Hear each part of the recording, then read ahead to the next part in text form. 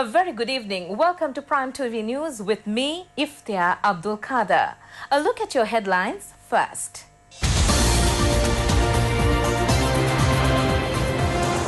President says that 2019 should be made a working year devoid of fraud and corruption. Compensation is to be paid for paddy lands destroyed by floods in the north. Colombo Port handles 7 million container units this year. Minister Rajitha Senaratne has spoken of organizers joining the United National Front. And on news overseas, Dhaka residents hope for development after Sheikh Hasina's victory. And now for the news in detail. President Maithripala Sirisena has said that everyone should join hands to make 2019 a year devoid of fraud and corruption. The president made this call expressing views to the media after paying obeisance to the sacred tooth relics. The president, who arrived at the Sri Dalada Maligava in Kandy, worshipped the sacred tooth relics and engaged in religious observances. Thereafter, the president paid a courtesy call on the Mahanayaka of the Malvatta chapter, the most venerable Tibbatuave Sri Sumangala Thera, and made inquiries into his well-being and engaged in a cordial discussion. The Mahanayaka chanted Set Pirit and blessed the president on behalf of the new year that dawns tomorrow. As the Mahanayaka of the Asgiriya chapter is out of the country, the president, who visited the Asgiriya Gedige Rajamaha Vihara, had a brief conversation after calling on the Asgiriya Anunayaka, the Venerable Vendaruwe Upali Anunayaka Thera. The prelate chanted Set Pirit and expressed his blessings on the president for the new year. The president observed the newly constructed Dhanashala at the Asgiriya Gedige Vihara and the construction work of the Archaeology Center. The president said that it is a main question as to how the people of the country are honest in building the country when considering the developing countries in the world. When considering the political sphere, various dialogues and debates are taking place. But he said that due consideration should be given as to how many are honest. The president also took action to look into the well-being of the Mahanayaka of the Ramanya sect, the Venerable Napana Pemasiri Thera, who is receiving treatment at the Kandy General Hospital. Central Province Chief Minister Sarath Ekanayaka and former Minister S.B. Disanayaka joined the president in this occasion. Rear Admiral P.L. De Silva has been appointed as the new Navy Commander. He was so appointed as being promoted as Vice Admiral. Rear Admiral P.L. De Silva has been appointed as the 23rd Navy Commander of the Sri Lanka Navy.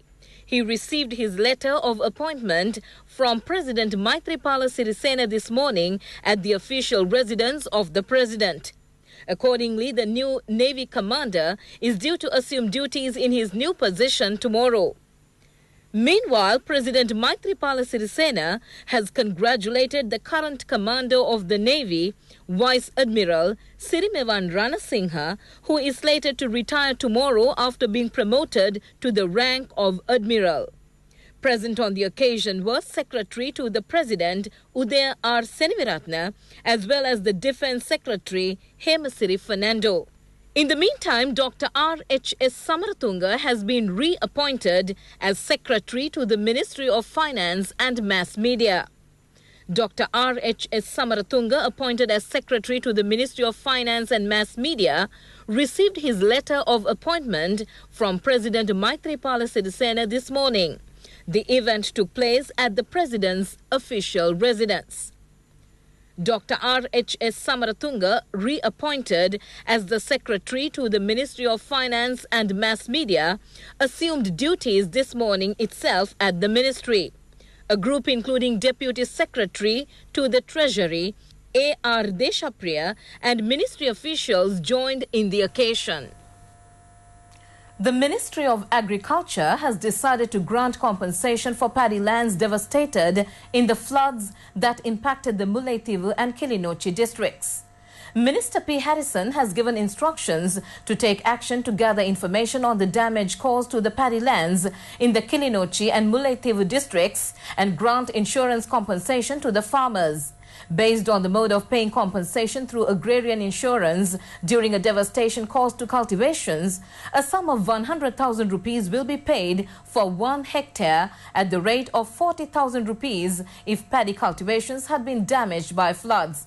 The Ministry of Agriculture has decided to pay a 50% subsidy that will be given to farmers who have suffered damages to their cultivations in the Mullaitivu and Kilinochchi districts, in addition to a fertilizer subsidy.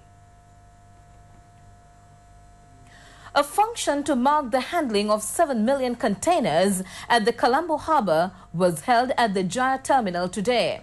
It was organized under the patronage of Minister of Ports, Shipping and Southern Development, Sagala Ratnayaka.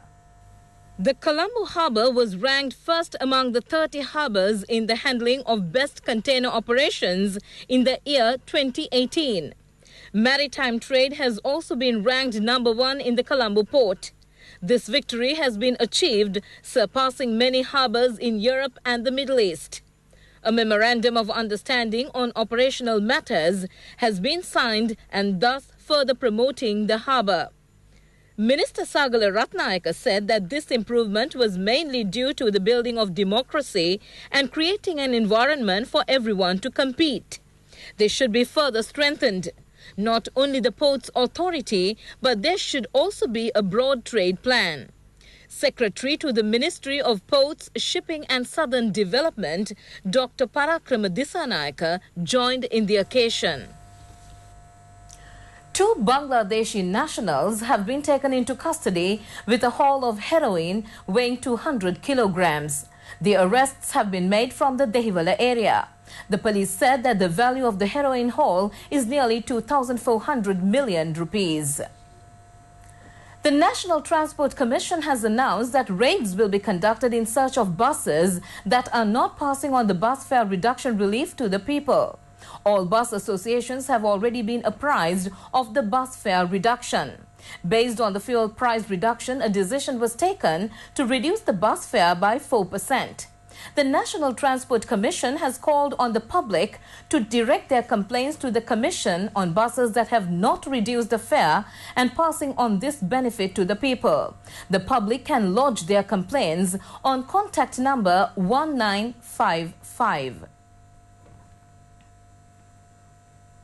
The Examinations Department has said that applications for the re-evaluation of the GCE advanced level results will be entertained until the 16th of next month. 321,469 candidates sat the 2018 GCE advanced level examination.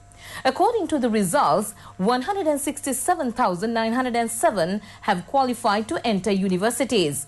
Meanwhile, applications can be submitted until the 16th of next month for the re-evaluation of the examination results. School candidates should direct their applications for re-evaluation to the principals along with their results sheets. Private candidates can direct their applications according to advertisements published in the national newspapers or in the official website of the Examinations Department.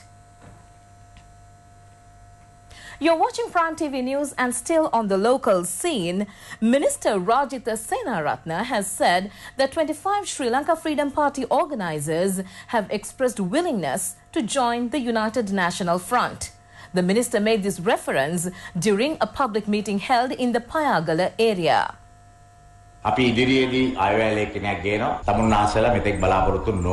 Minister Rajitha Senaratne said that the budget will be brought forward in the future, granting the much-needed relief to the people. A news briefing will be held tomorrow, and on this occasion, 25 members have requested to become organizers. The minister said that all in the area will resign and join him. Thereafter, they will win the elections and a country built so that jobs will be granted according to qualifications. The opening of the developed Girigal Godal Kajuduwa Road and the Gallanamulla Pulvatta Road in Payagala took place under the patronage of the minister. The expenditure incurred on this work was around 14.5 million rupees. A large gathering, including members of the clergy and the laity, was present on the occasion. The Sri Lanka Public Utilities Commission has said that the new standards introduced for electric plugs and sockets will be effective from tomorrow. Accordingly, electric plugs and sockets in conformity to these standards should be sold and purchased from tomorrow. Particularly, square plugs should be used. However, plugs and sockets used in houses and buildings may not be removed. But new purchases and installations should be used according to the new standards. New standards have been introduced for plugs and sockets with the intention of minimizing electric accidents. Mainly fair and dry weather with colder nights and mornings is expected over most parts of the island. However, according to the Department of Meteorology, light showers may occur in the eastern province and in the Mullaitivu, Badulla and Matale districts. Fairly strong gusty winds up to 40 kilometers per hour can be expected over central, northwestern, western and over provinces and in the Ampara, Batikalo and Hambantota districts. Misty conditions can be expected at some places in the Sabaragamua and western provinces during the morning. Light showers may occur in the eastern sea areas. Mainly fair weather will prevail over the other sea areas around the island. The Met Department forecasts that winds will be northeasterly and the wind speed will be 30 to 40 kilometers per hour in the sea areas around the island. The sea area off the coast extending from Mannar to Kalutara via Puttalam and Colombo can be rough at times as the wind speed can increase up to 50 to 60 kilometers per hour. The sea area off the coast extending from Matara to Potuville via Hambantota and Mannar to Kankesanture can be fairly rough at times as the wind speed can increase up to 50 kilometers per hour at times. Naval and fishing communities are requested to be vigilant in this regard. 8 persons sustained injuries in a motor accident that happened in the Galle town. The accident occurred along the Galle-Matara main highway. A lorry truck which was plying from the Matara area at high speed had collided head-on with a van that was moving towards Matara. All the injured were travelling in the van. Hospital sources said that the condition of the van driver was critical. Reports said that among the injured were 3 children. The lorry driver has been taken into custody.